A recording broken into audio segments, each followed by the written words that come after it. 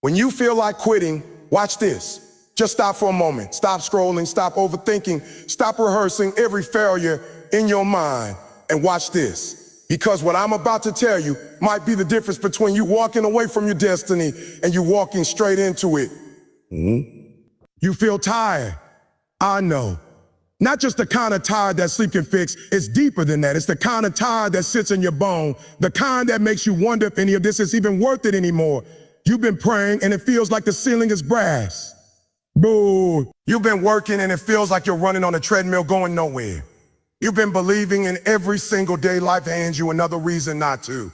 And right now, in this quiet moment, the thought sneaks in, maybe I should just quit. Maybe this isn't for me. Maybe I heard God wrong. Maybe he's forgotten about me. Let me stop you right there. God is working. And I don't say that as a religious cliche to make you feel better for 5 minutes. I say it as a fixed, unshakable, eternal truth. God is working when you can't see it. God is working when you can't feel it. God is working when everything around you is screaming that he is silent. The most dangerous lie you can believe in your season of quitting is that nothing is happening, because that is exactly when everything is happening. Think about the most painful moment in the Bible. Not the crucifixion, the moment right before it, the Garden of Gethsemane. Jesus, the Son of God, sweating drops of blood. He said, my soul is overwhelmed with sorrow to the point of death. Jesus himself felt like quitting. He asked the Father, if it's possible, let this cup pass from me. That's the language of quitting. That's the prayer of someone who doesn't want to go through what's in front of them. But then he says something revolutionary. He said, nevertheless, not my will, but yours be done. That moment in the garden, that dark, lonely, painful moment was not the end. It was the setup. The very next day, the cross happened. And 3 days later, the resurrection happened. But here's what you have to see. Without the garden, there is no cross. Without the struggle, there is no victory. Without the night, there is no morning. You are in your garden right now. You are sweating. You are crying. You are asking God to take this cup away from you. And you feel like you're losing. But watch this. God is working in your garden. He is working in your tears. He is working in your sleepless nights. He is working in the very thing you want to run away from. See, we have a problem. We want God to work the way we want him to work on our timeline, with our comfort level. We want a microwave miracle. But God is a master craftsman, and master craftsmen don't rush. When Michelangelo carved David, he didn't just chip away for an afternoon. He took a block of marble that others had abandoned. They called it of a giant because it was flawed, damaged, unwanted. For 40 years, that marble sat there. 40 years, everyone thought it was useless. But Michelangelo saw something they didn't. He said, I saw the angel in the marble and carved until I set him free. And for 3 years, he worked in secret. Day after day, chipping, shaping, refining. The people heard the noise of the hammer and chisel and wondered what was happening behind that curtain. They couldn't see the statue. They only heard the work. But when David was finally unveiled, it became one of the greatest masterpieces in human history. You are that marble. Right now, you feel like a forgotten block in the corner of a dusty yard. You feel like God has passed you by. Watch this. God is chipping away.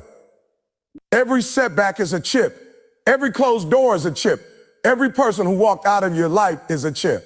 Every sleepless night is a chisel in the hand of the master.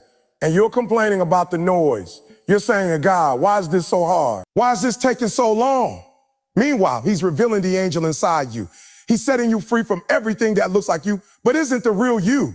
The pain you're feeling is not punishment. It's the sound of you becoming. I want you to look at the story of Joseph. Here's a young man with a dream. God gave him a vision that one day his family would bow to him. And what happened next? His own brothers threw him into a pit. Then they sold him into slavery. Then he was falsely accused and thrown into prison. For 13 years, Joseph went from pit to prison to palace.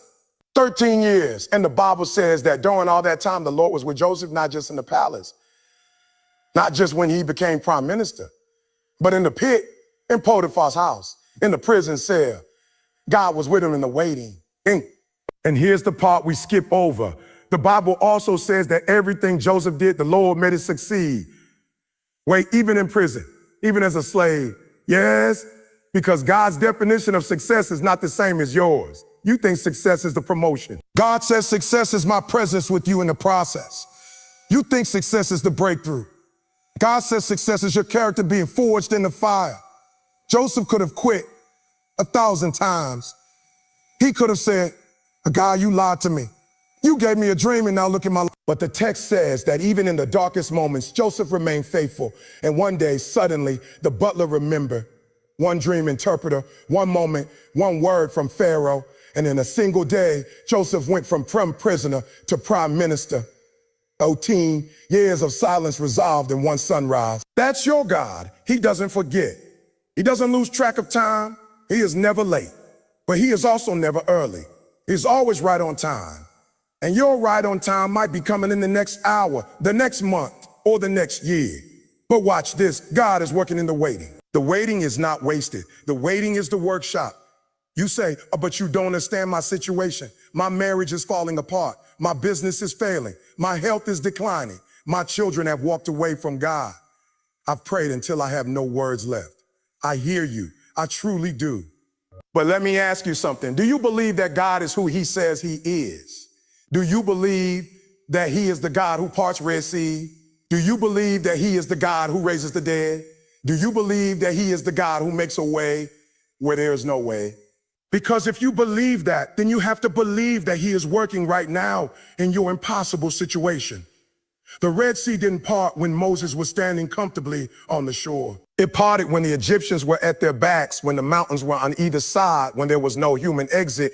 It parted when they were 1 second away from destruction. That's when God showed up. Not early, not late, exactly on time. And here's the part we forget. Before the Red Sea parted, the Israelites had to walk into the water. God told Moses, tell the people to go forward. Forward into what? A sea.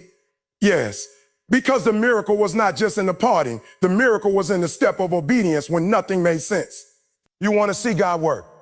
Then take the step. Don't wait for the sea to part and then walk. Walk and watch the sea part. That's how God works. He says, move your feet and I'll move the mountains. Right now, you're standing at your Red Sea. You can hear the enemy behind you. Fear, doubt, regret, shame. The voice that says you're not good enough, not strong enough, not faithful enough. And the water is in front of you, impossible, deep, deadly. And you feel like quitting, you feel like turning back. But I'm telling you, watch this. God is working. That sea is about to split. Not because you deserve it, not because you've been perfect, but because he is faithful even when you are faithless. Your inability does not cancel his ability. Your doubt does not derail his plan. Your fear does not frighten him. He is not intimidated by your mess. He specializes in messes. Think about the woman with the issue of blood. For 12 years, she has suffered. 12 years of doctors' bills, disappointment, isolation. She spent everything she had and only got worse. And then she heard that Jesus was passing by. But here's the thing, she wasn't allowed to be in the crowd. According to the law, she was unclean. She couldn't touch anyone. She couldn't be seen. But she said to herself, if I only touch his garment, I will be made well. That's faith. That's desperation. That's refusing to quit when every single thing in your life says you should. She pressed through the crowd. She crawled as she had to. And when she touched the hem of his garment, power flowed. Jesus stopped. He said, who touched me? And he called her forward. And he said, daughter, your faith has made you well. Do you see it? 12 years of suffering ended in one touch. But she almost didn't reach out. She almost stayed home. She almost listened to the voice that said, what's the point? It's been 12 years. Nothing has worked. Why would today be different? Because God is working. Even in year 11, even in year 12, even in the middle of the crowd that didn't see her, even when no one believed, she reached out and everything changed. You are closer than you think. The breakthrough you've been praying for is often just on the other side of the thing you want to quit. The greatest discoveries in history were made by people who refused to quit one more time. Thomas Edison failed 10,000 times before he invented the light bulb. 10,000 ta-ta. And when a reporter asked him how it felt to fail 10,000 times, Edison said, I did not fail 10,000 times.